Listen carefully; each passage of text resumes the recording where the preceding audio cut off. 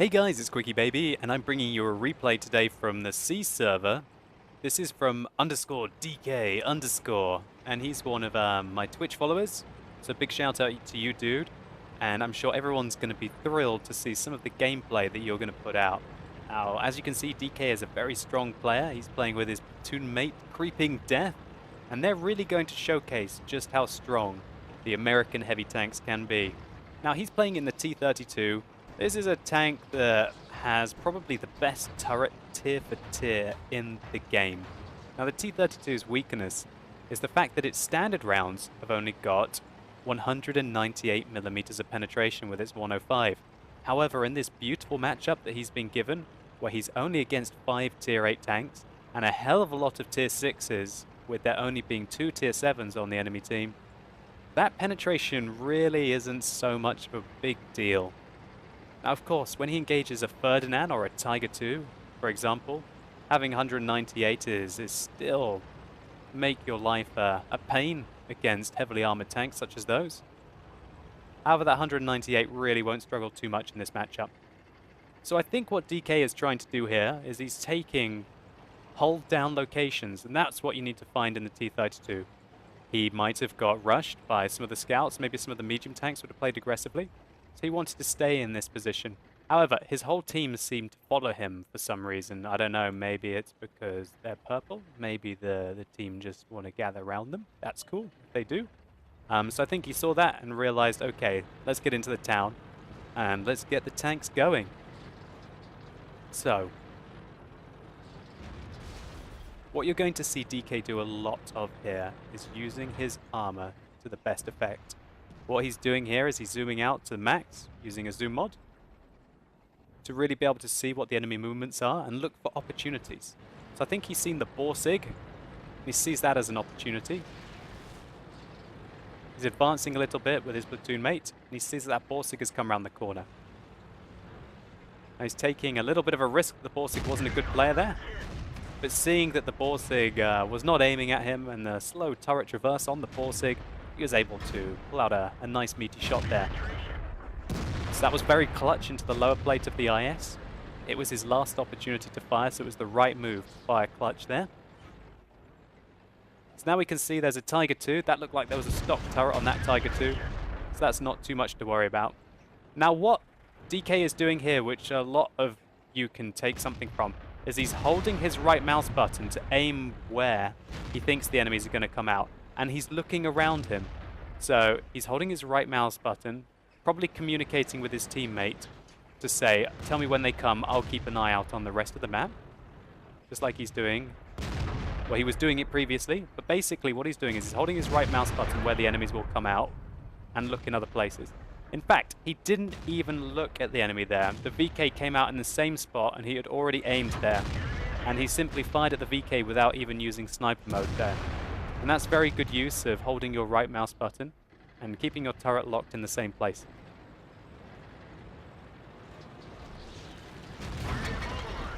So far, he's managed to put out 2,000 damage already with that smashing shot on the Tiger II. Fortunately for him, the enemies seem to want to kill themselves. I don't think they realize just how dangerous a T32 and a T34 are. And with that ammo rack, that kind of even things up just a little bit. However, his team is still 3 tanks down. So he's working well with his T34 friend here. They're just basically letting the enemies sort of kill themselves for no reason. He gets a nice bit of beta damage off there with his engine fire. And the Tiger finally manages to penetrate him. Let's just take a quick look at where that penetrating shot happened. And yeah, that's right. Right on the lower plate of the T32, and he wasn't really angled at all. So when the T32 is not angled, 200mm is kind of enough to really get through the lower plate. But as you can see, the upper plate is actually very well angled. And if you do aid in angling the tank, this upper plate is very strong indeed. So if you're engaging a T32, don't take its upper plate lightly. And if you need to, aim at its machine gun port, which is a weakness on the front hull armor. So as this is an encounter, the base cap is really nice, and it's in the middle of the town on Siegfried Line. What that means is that they don't really have to leave the center of the map, which is always nice. So he's just side-scraping here around this corner, looking for that Borsig who has not been spotted for a while. Now he's going to flank around, use this wreck as cover, and that's really nice to see the Borsig right there. The Borsig seems to be panicking a little bit. He's aiming at him. Oh, he bounces. Bounces right off the upper hull armor there. You can see the bounce mark there. And that Borsig did not have a low caliber gun.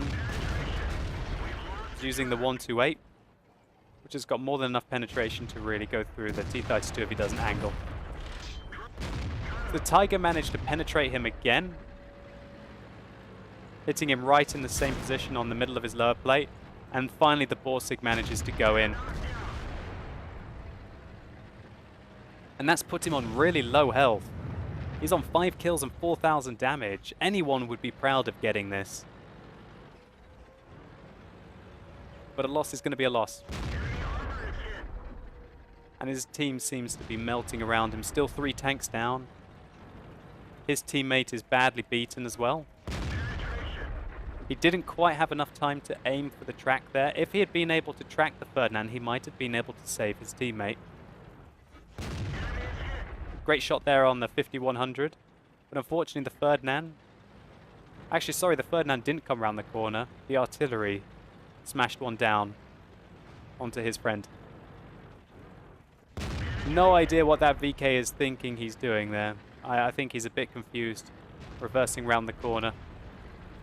He's looking for a shot on that Ferdinand, but he's far too deep into the town now. So he's keeping an eye out. The 5100 was last spotted north of him. Now his team are down 4 tanks. Fortunately for him, that VK seems to want to keep feeding him. And he hasn't taken any damage for the last 1,600 damage that he's been able to do. Oh god, there's an AMX behind him. Luckily, he didn't tunnel vision. He aimed beautifully, and I think the AMX 5100 went over a slight undulation. Didn't have the gun depression to shoot on him. Lovely result for him there to bounce that Ferdinand gun due to the well-angled upper front plate of the T32. And then the Ferdinand foolishly angled his tank, which allowed the T32 to get a side shot on him. And DK's really in a strong fight now. Look at this. He's getting surrounded by everything. A KV-1S on his front, Jagdpanzer 4 on his side, BK-3601 locking him down. There's an enemy artillery still alive. The KV-1S comes around the corner, but again, DK has angled his armor very well indeed, which allows him to bounce the 175mm of penetration on that 122mm shell by the KV-1S. Now the Jagdpanzer is trying to go hero mode. The Jagdpanzer shoots through his tracks, but DK is in a position to avoid fire. Now the KV-1S wants to come and have a turn, shoots his outer track. DK sees that the Jagdpanzer is trying to go around the back to flank him, and so right now he needs to get stuck in. He realizes that he needs to get stuck in. He can't afford to get flanked more, so he goes after this KV-1S. Advances before the VK's got a chance to shoot him in the side. Kills the KV-1S. Keeps his armor angled for the BK-3601, as you can see there. Takes him out as well. And he's been on a Kolobanov's medal now, by the way. The Jagdpanther 2 successfully killed his T28 prototype teammate in the field. And he was alone against 5 enemies. He's already done 7,000 damage and got 9 kills. Now he's got to be starting to feel like he's at least got a chance after killing those 2 tanks that were against him. So you can see now there's a Jagdpanther 2 blitzing round, and it looks like the artillery just misses him. Now the Jagdpanzer's coming back for him. Puts in a nice shot into the Jagdpanzer, and thankfully for him, the Jagdpanther didn't come around the corner at the same time. Now this Jagdpanther is no slouch. He's played 3,000 games and he's got 1,100 efficiency. but he's definitely not up to DK's standard, and DK's on a roll. So he side scrapes very well there. The Jagdpanther fires into the track. The Jagdpanther seems to be panicking with that. DK puts in a great shot there, tracking him in position. Retracks him again. Now the Jagdpanther realizes, I have to repair my tracks and I have to pull back or I'm going to get owned. I think he just thought that he could repair his tracks in time. DK fails to penetrate that shot. So now he loads his first APCR round of the game, which manages to just go into the track. DK realizes with this high penetration he can probably aim at the upper plate and takes out the Jagdpanther too. Oh my god, okay. So he's on 8,100 damage now.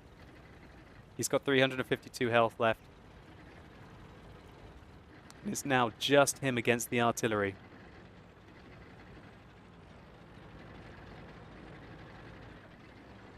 So now this is where he nearly throws the game. He goes and pushes. He literally goes and pushes that Panther 2. Plus, when you're capping out, this is probably one of the only bad moves that DK makes in the game. Never, ever, ever go near Rex. If you go near Rex, that's the first place the artillery are going to blind fire. Second, so there's another wreck over there, so you should never go behind here. Secondly, you should never go in the bushes. If you go in the bushes, that's where artillery are going to blind fire next time. So DK did two things wrong there. One, he pushed the Panther 2, and any kind of movement, the artillery is going to go, ooh, right there. And secondly, he went near the wreck in the first place. If I was here, I would probably be chilling, maybe back here, away from the bushes, away from the wrecks, having vision here, facing my armor forwards, ready to go forwards as quickly as I can as soon as I spot the artillery.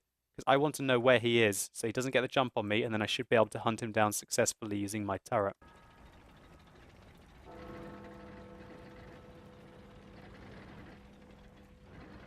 So DK goes behind another wreck. Then he pulls back, thinking better of it. Stops in a strong position here.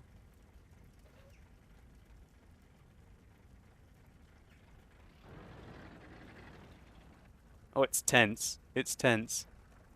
He's on 11 kills. And the artillery there fires blind again. He fires blind behind the wrecks.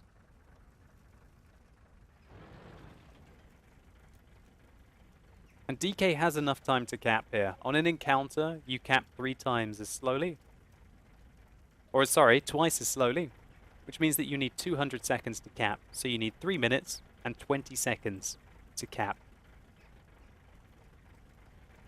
So it's just a case of, will the artillery kill him? Will he get the jump on the artillery? You've got to be. If I was in this situation, my heart would be pumping right now. He's decided that the artillery are going to come from this direction. In these kind of situations, sometimes your brain like outthinks itself. You're thinking, oh god, which way is the artillery going to come? Especially in this cap circle. There's so many ways the artillery could come around this corner, come around the back, could sneak through here, could sneak back round here, could sneak through here, anywhere.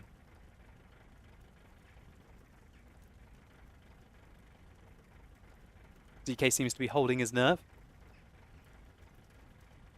Aiming dead ahead in the same spot. Looking for that M44. And there he is. Oh, he kind of jerks a little bit, but he has the shot. Makes the kill. Great stuff. That M44 tried to be really sneaky at the end of the game. It just wasn't enough. What an absolutely huge carry. I personally haven't been able to have a round like this. This was just massive. 8,500 damage nearly and 12 kills. This was absolutely huge. Congratulations to you, DK. This is a massive game. game that anyone would be proud to have in their World of Tanks career. Let's take a look at some post-game stats. So here we can see DK was able to get the Pools medal. He got a crucial contribution with his teammate, even though his teammate only managed to get 1 kill. He got Steel Wall, he got a Sniper medal, and he also got the Kolobanov medal. DK literally, single-handedly, well, his teammate did compared to him, a paltry 2,400 damage, but literally half of his team did no damage, or 65 damage. His team literally suicided. And all the players that he took out, we saw him take out the 5100, the Ferdinand. We saw him at least cripple the Borsig or take him out. We saw him take out that Jagdpanther too. They'd all had fairly good games, up until they met DK and he showed them how to tank. Non-premium, non-double, DK picked up 2,327 experience. That's absolutely mind-boggling. That's nearly 3,500 experience for a non-double with a premium account. In a T32, that's is absolutely massive. He fired 34 shots, hit 33 of them, doing just shy of 8,500 damage. He took 17 hits, of which 8 penetrated. He was left very low on health, but he did take 5,000, nearly 5,100 potential damage in a T32. Now he detected 2, he damaged 2, and he destroyed 12, which means there was only 1 tank on the enemy team that DK did not hit. He got some capture points and he did some defending at the same time. This was an absolute textbook game, and for me it was very interesting to see that a T32 doesn't always need to be hulled down to have massive games. He did manage to use the strength of his turret in some locations when he was, for example, shooting over tanks. However, what DK showed is that you can make use of your frontal armor in the T32 if you angle your tank well. The technique that he was employing was reversing while your tank was angled. Now, quite often what will happen then is enemies will be aiming at your track and they'll miss and they'll end up shooting your upper front plate. This is a tactic I like to use in tanks such as the T54 and the Type 59. However, I saw that DK was making very good use of it here in the T32. And apart from when he wasn't angling and was penetrated by the Tiger early, he really did make very good use of the T32's armor. Anyway, a big thank you to you, DK, for submitting this replay. It's really good to see some fantastic play from some very skilled players on the Southeast Asia server. It was a joy to watch, and a big thank you to you for submitting this replay to me. So guys, I hope you enjoyed this video. If you did, please consider rating it down below. I'd really appreciate it. And tell me what you think about the T32 and the game that DK played. Do you think he was just face stomping on noobs? But do you think that he did so much face stomping that it was still a massive achievement within its own right? Anyway guys, thank you so much for watching. You've been epic, and hopefully I'll see you soon.